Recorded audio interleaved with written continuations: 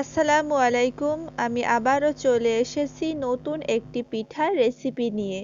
মাত্র ২টি পাকা কলা ও ঘরে থাকা সামান্য কিছু উপকরণ দিয়েই ঝটপট বানিয়ে ফেলতে পারেন পাকা কলার এই পিঠাটি। পিঠাটি বানানোর জন্য আমি এখানে নিয়েছি নারিকেল কোড়া ২টি কলা। এবার একটি পাত্রে নিয়ে নিলাম নারিকেল কোড়াগুলো। এবার দিব স্বাদমতো লবণ, দিব স্বাদমতো চিনি।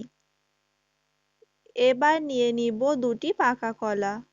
এবার এগুলো একসাথে ভালোভাবে মাখিয়ে নিব, যেন চিনিটা একেবারেই গলে যায়।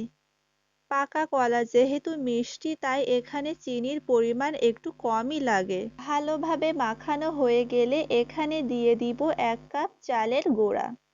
এখানে আপনারা চাইলে আটাও ব্যবহার করতে পারেন। এখানে গুঁড়া কিন্তু একেবারে দিবেন না, অল্প অল্প করে দিবেন, কারণ কলার এই ডোটা কিন্তু একটু আঠালো হবে। একেবারে শক্ত হয়ে গেলে কিন্তু পিঠাটা খেতে ভালো লাগবে না। এবার একটি কড়াইতে খানিকটা তেল দিয়ে দিলাম। এবার তেলটা একটু ভালো মতো গরম করে নিব।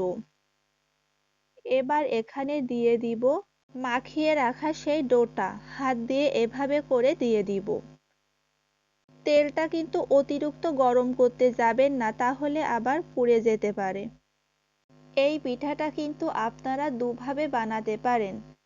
চাইলে নরম করেও বানাতে পারেন, আবার চাইলে ক্রিস্পি শক্ত মুচমুচে করেও বানাতে পারেন। আমি পিঠাগুলো একটু মুচমুচে করে বানাবো, তাই এটা লালচে করে ভেজে নিব। আপনারা যদি এই নরম করে বানাতে চান তাহলে হালকা ভাজবেন, একেবারে লালচে করতে যাবেন না।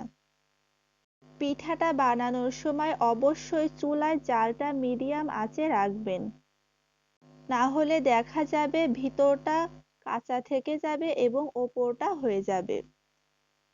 এই যে আপনারা পিঠাগুলো দেখেই বুঝতে পারছেন কতটা মুচমুচে ক্রিস্পি হয়েছে।